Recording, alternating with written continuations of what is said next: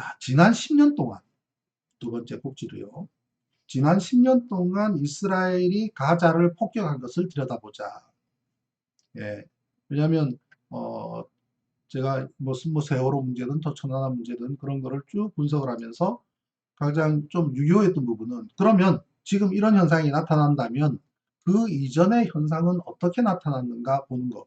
그건 굉장히 현재를 이해하는 데에 지나간 시간을 보는 것은 당연히 그죠? 중요한 부분이죠. 그래서 지난 10년 동안 이스라엘이 가자를 폭격했던 것을 한번 조사를 해봤더니, 2011년으로 가면 이스라엘이 가자 지구를 폭격을 했는데, 그 당시에 기사가 이스라엘 가자 지구 폭격이 찜찜한 이유, 그러면 이스라엘 남부에서 테러 사건이 발생하면서 이스라엘 사람 8명이 숨지고, 또 이스라엘군은 이에 대한 보복으로 팔레스타인 가자 지구를 공습을 하면서 6명이 목숨을 잃으면서 긴장이 고조화되는데, 정작 하마스는 우리가 하지 않았다 라고 이야기를 합니다.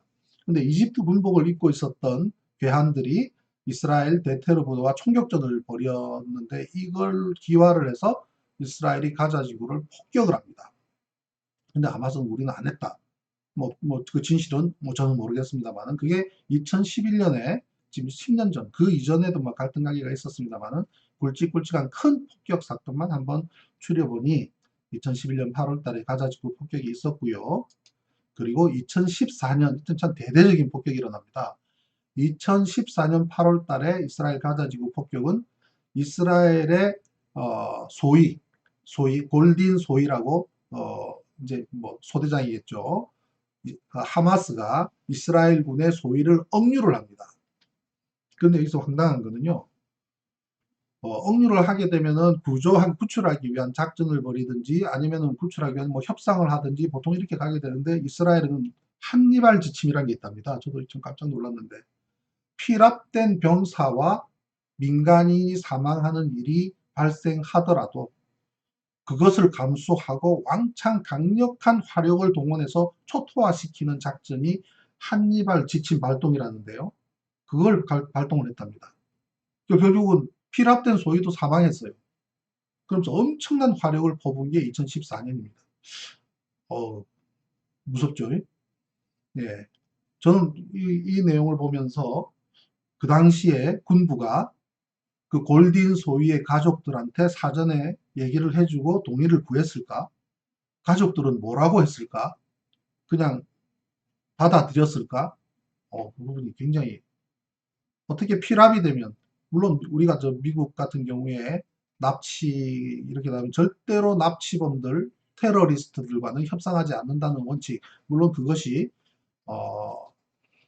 제2차, 3차, 4차 이러한 것이 재발하는 것을 막기 위한 고륙지책이면 우리가 알고 있지만, 이 한니발 지침, 피납병사와 민간인이 사망하는 일이 발생하더라도 강력한 화력을 동원해서 초토화시킨다. 이러한 전략이 있었다는 것. 이게 2014년입니다. 그래서 이때 대대적인 가자 지구에 대한 폭격이 일어납니다. 그리고 2018년에는 또 가자 지구에 대한 공습이 있었는데, 2014년 이후 가장 큰 규모로 2018년에도 팔레스타인 가자 지구를 폭격을 해서 55명의 팔레스타인이 사망을 했고요. 그 다음 해인 2019년에도 가자 지구를 폭격을 하는데, 이때도 참 애매해요. 왜 애매냐면, 텔아비브, 예루살렘으로 수도가 옮겨지기 전엔 텔아비브가 이제 이스라엘 수도였죠. 텔아비브 북쪽의 한 가옥에 로켓포가 타격을 주는데, 인명피해는 없었던 것 같아요. 텔아비브 북쪽 한 가옥에 로켓포가 떨어졌다.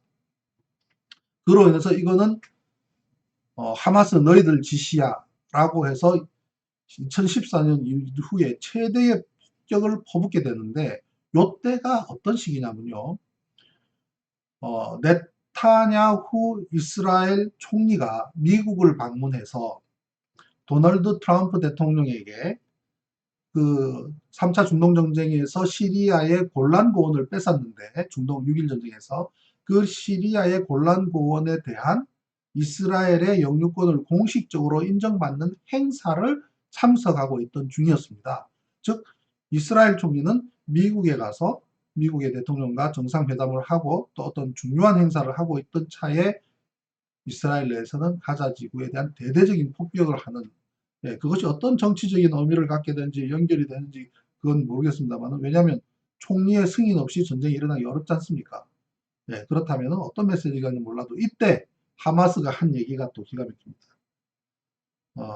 어떤 팔레스타인 무장 조직들도, 왜냐하면 자기들 먼저 공격을 하면 우리가 쐈다라고 또 보통 이야기를 하고 하는데, 어떤 무장 단체들도 자신들이 텔아비브 북쪽에 로켓스포를 쐈다고 주장하는 사람들가 어느 조직도 나타나지 않았을 뿐만 아니라, 익명의 하마스의 중요 관계자는 이걸 우리가 공격해서 하마스가 우리가 얻을 이익이 없다. 뭐 이스라엘 총리는 미국 가서 협상 중에 있고 이럴 때 우리가 괜히 이스라엘 수도 꼭대기 위에다가 포를 쏴서 우리한테 얻을 이익이 뭐가 있느냐라고 주장을 했습니다. 그러면 과연 이 진실은 뭔지 그건 모르겠습니다.